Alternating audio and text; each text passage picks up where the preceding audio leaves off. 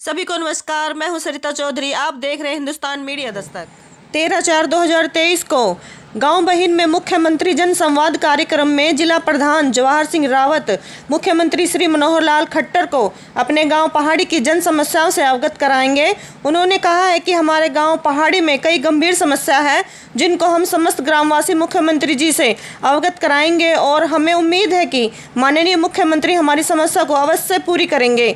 श्री जवाहर सिंह रावत ने कहा कि आज देश में मोदी जी के नेतृत्व में प्रगति के पथ पर है और हरियाणा प्रदेश में जो पिछड़े क्षेत्र के जो लोग सरकार की जन सुविधा से वंचित हैं उन्हें मुख्यमंत्री जी जन संवाद कार्यक्रम के माध्यम से आम जनता की समस्याओं को निपटाने का प्रयास कर रहे हैं।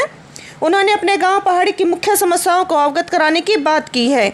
गांव में एक बारात घर बनाया जाए, वह गांव में मीठे पानी की सप्लाई करवाना, गर्मी के मौसम में बिजली कम से कम 22 घंटे की जाए, स्कूल में स्टाफ की कमी को पूरा किया जाए और गांव की 5.25 एकड़ जमीन पर बने शमशान घाट की 4 दीवारी करवाकर कम से कम 4 टीन शेड लगवाए जाएं और शमशान घाट में एक हैंडपंप नल भी लगवाया जाए। मीडिया दस्तक से पत्रकार इंद्रजीत यदुवंशी की खास रिपोर्ट। कृपया हमारे चैनल को सब्सक्राइब करके वीडियो को शेयर और लाइक जरूर करें। धन्यवाद।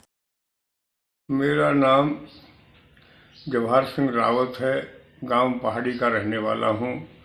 हरियाणा रोडवेज से रिटायर्ड इंस्पेक्टर हूं और अखिल भारतीय शहीदान सभा व रिटायर कर्मचारी एसोसिएशन संगठन का मैं डिस्ट्रिक्ट प्रेसिडेंट हूं। हमारा बड़ा गांव बहीन है, उसमें 13 तारीख को हमें पता चला कि मुख्यमंत्री जी जनसंवाद के जरिए लोगों की समस्याओं को सुनना चाहते हैं, उनका हल करना चाहते हैं। तो वो दादा कान्हा पार्क में मुख्यमंत्री जी जनसंवाद का आयोजन करेंगे और हम भी उसमें अपनी उपस्थिति दर्ज कराएंगे और मुख्यमंत्री जी को अपने गांव की जो बहुत विकट समस्याएं हैं उनसे अवगत कराएंगे और उम्मीद और अपेक्षा करेंगे कि हमारी मांगों को मुख्यमंत्री जी ध्यानपूर्वक सुनेंगे भी और पूरा। जो है हमारा लगभग 500 घर की बस्ती है। उसमें हमारे यहाँ जो कभी किसी गरीब अमीर की बहन बेटी की शादी विवाह और कोई सामाजिक आयोजन किया जाता है, उसके लिए कहीं कोई जगह नहीं है। उसके लिए मेरी सर्वप्रथम मुख्यमंत्री जी से ये निम्र निवेदन है, गुजारिश है, एक दो नहीं तो एक और नहीं हम तो 2 चाहते हैं, एक कम्युनिटी सेंटर इतना बड़ा बनाया जाए ताकि जिसमें हमारे गरीब अमीर सभी बिरादरी के लोगों की बहन बेटियों की शादी विवाह अन्य उत्तम होते हैं वो उसमें पूर्ण कराएं। सबसे बड़ी जो समस्या है वो शमशान घाट की है। हमारी लिखित में 5.25 एकड़ जमीन शमशान घाट की है। उसमें मैं सरकार से करबद्ध प्रार्थना करूं, जब हमारी अंत्येष्टि गरीब अमीर सब लोगों की अंत्येष्टि होती है और उसमें जब वहाँ बाहर भीतर के लोग भी यार सनाब हमारे आते हैं, दोस्त मित्रगण दुख सुख में आते हैं, तो वो भी उनको देख करके उस हालात को देख करके शमशान घाट की हालात को देखते हुए हमें भी शर्मसार होना पड़ता है और हमें सबकी सुननी पड़ती है। उसमें इतनी जगह नहीं कि जो हम किसी एक मुर्दे की अंत्येष्टि ढंग से कर सकें। वहाँ सब जो है 5.25 एकड़ जमीन सब जो है लोगों ने वो उसमें कब्जा किया हुआ है और गंदगी का आलम है, कोई रास्ता नहीं है, कोई पानी की व्यवस्था नहीं है। एक शेड बनाया हुआ है, वो भी कभी जिला पार्षद ने बनवाया है और उसमें कई बार ऐसा होता है कि वर्षा आ जाती है तो हमने अपने हाथों से चिता के ऊपर बांसों से टीन पकड़ करके जब चिता जलाई है। इसलिए हमारी गंभीर समस्या को देखते हुए हम मुख्यमंत्री जी से ये आगाह करेंगे और गुजारिश करेंगे कि हमारे जो शमशान घाट है उसकी 4 दीवारी करा के और उसमें ज़्यादा भी नहीं तो 4-5 शेड डाले जाएं, एक हैंडपंप भी लगाया जाए और जो पानी की व्यवस्था हो और एक ऐसी छाया का एक छोटा सा कमरा का एक आयोजन भी किया जाए जिसमें वहाँ गांव के सभी इकट्ठे लोग एक शोक सभा का भी आयोजन कर सकें और किसी दुख की चर्चा पर बैठने का सचिवालय है जो स्कूल के रास्ते पे है बना हुआ है और जिसमें गंदगी का बहुत बड़ा आलम है और वो लगभग 1800 गज जगह हमारे पंचायत की है।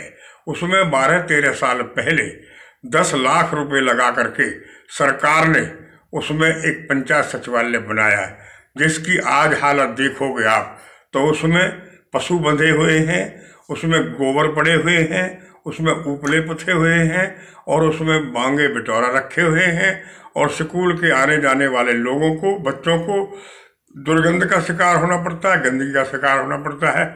और सारे सड़क के पास पास देखो कभी तो पूरी गंदगी का आलम है, जो हमारे गांव की भी बदनामी होती है और आने वालों को दुर्गंध का सामना करना पड़ता है। इसलिए मेरी प्रशासन से गुजारिश है और उसे साफ कराया जाए, उसकी चारदीवारी कराई जाए और उसको इस स्थिति में लाया जाए ताकि हम सब, कोई गरीब अमीर, किसी काम के लिए, किसी शादी ब्याह के लिए, किसी और छोटे मोटे आयोजन के लिए उसका बर्ताव हो सके और गंदगी की सफाई हो सके। एक हमारे यहाँ पानी की बहुत विकट समस्या है। हमारे यहाँ सिर्फ एक बूस्टर है और एक बूस्टर की भी हालत आप देखो, उसमें कोई चारदीवारी नहीं है, कोई उसका गेट नहीं है, उसमें साफ सफाई नहीं है, उसमें आसपास के लोग अपना जैसे आते जाते हैं, कुछ सामान, कोई ट्रैक्टर ट्रॉली कुछ खड़े करते रहते हैं और उसमें से पानी सप्लाई होता है और बहुत जगह लीकेज लाइन है जो काफ़ी कहने के बावजूद भी, पब्लिक हेल्थ को कहने के बावजूद भी नहीं रोकी जाती हैं। उसे गंदा पानी आने का रहता है जिससे बीमारी का भय होता है। मेरी सरकार से गुजारिश है कि उसकी चारदीवारी करी जाए, उसमें गेट चढ़ाया जाए, उसकी साफ सफाई की व्यवस्था की जाए, पानी की सप्लाई को शेड्यूल किया जाए और गर्मी के मौसम को देखते हुए, आगामी समस्या को भांपते हुए, लोगों की पानी की समस्या को जांचते हुए मैं सरकार से गुजारिश करूं एक बूस्टर और बनवाया जाए और इसकी साफ सफाई, इसकी लाइन लीकेज को साफ कराया जाए और एक प्रधानमंत्री योजना के तहत लगभग हर गांव में, छोटे बड़े गांव में कई 100 करोड़ रुपए की योजना है। जो एक पाइप आई है, किसी धातु की पाइप है, वो कुछ गड़े हैं, कुछ नहीं गड़े हैं, उनके आज तक भी कोई कनेक्शन नहीं हुए और कहीं गड़े हैं और कहीं नहीं गड़े हैं और वो कहीं ऊपर पड़े हैं जिनसे रास्ते भी अवरुद्ध हो रहे हैं और उनका कोई औचित्य नहीं है। सरकार का पैसा बहुत मिसयूज हुआ है, उसके लिए भी मैं मुख्यमंत्री जी से गुजारिश करूंगा। वो किस विभाग से कहाँ से पैसा आया उसके लिए भी मुख्यमंत्री जी अपने विभागीय अधिकारियों को आदेश दें और उनको सही नियमित तरीका से गढ़वाएं, उनकी सप्लाई सुचारू रूप से चालू करवाएं और जहां कहीं नहीं है वहां भी उनको गढ़वाया जाए ताकि उनका उस पैसे का सदुपयोग हो सके और सबको पानी मिल सके। मांग है हमारी, वो हमारे स्कूल की है। इसमें एक बच्चों के लिए जो पानी पीने का है उसमें बिल्कुल खारा पानी है, वो गंदा पानी है समरसीवर का और बच्चे को बीमार होने का खतरा है। बहुत दिन से यहाँ राजीव गांधी पेयजल योजना की जो सप्लाई है वो भी सुचारू रूप से आवंटित नहीं है। इसके प्रति, और हमारे 2 कमरे हैं, लगभग वो 15 साल से उनके बिना छत के पड़े हैं। वो सर्व शिक्षा SSA के हैं, सर्व शिक्षा अभियान के तहत हैं, लेकिन उसकी जब हमने वकालत करी और उसकी जांच करी तो उसमें भी हमें इस स्कूल का जो स्टाफ है, मिडिल का और प्राइमरी का जो भी है, वो दोनों स्कूल के जो प्रभारी हैं, जो सरकार ने जिनको रिस्पॉन्स करके यहाँ भेजा है, वो बिल्कुल उसके प्रति उदासीन, लापरवाह और पढ़ाई के प्रति भी उदासीन, लापरवाह। कृपया करके इस स्कूल को भी देखा जाए और अधिकारी इसे आकर के ये भी देखें कि क्या ये करते हैं, क्या नहीं पढ़ाते। एक दिन 8वीं के बच्चे जब जा रहे थे तो हमारा हेडमास्टर रिटायर विजयपाल रावत हैं, वो यहाँ स्कूल में गए और जो 8वीं की जो लास्ट क्लास थी उन्होंने उनको जो है एक शुभ संदेश और बधाई के रूप में उन्होंने 2 शब्द कहना चाहा कि बेटा आज आप इसके बाद स्कूल में नहीं आओगे, कभी आओगे तो कभी कोई कागज लेने आओगे या कोई सेवा देने आओगे। इसलिए मेरी शुभकामनाएं आपके साथ। हमारे हेडमास्टर साहब ने कहा तो 26 लगभग बच्चे थे 8वीं में, उनको उन्होंने पूछा कि ABCD टोटल OBCD कितनी होती हैं, जबकि 6वीं 7वीं 8वीं 3 साल उन्होंने इंग्लिश पढ़ी है। उन 26 बच्चों में से सिर्फ 2 बच्चों ने को पता थी कि ABCD 26 होती हैं। 3 साल इंग्लिश पढ़ने के बाद बच्चों को ABCD कितनी है उनकी गिनती की पता नहीं। इससे क्या जाहिर होगा एक स्कूल के शिक्षा अध्यापक उनके प्रति कितने उदासीन हैं और कितना काम करते हैं।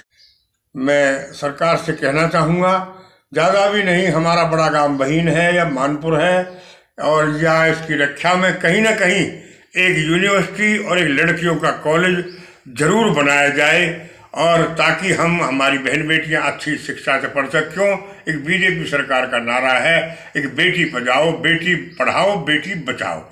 इसलिए हम इस नारे को साक्षात स्वरूप देने के लिए हम मुख्यमंत्री से गुजारिश करेंगे, एक हमारी बहन बेटियों को पढ़ने के लिए एक जो है यूनिवर्सिटी बनाई जाए, एक महिला व्यंग्य की कॉलेज बनाई जाए, और ज़्यादा भी नहीं, इन गांवों में किसी बड़े चैन में कम से कम 100 बेड का एक हॉस्पिटल भी बनाया जाए।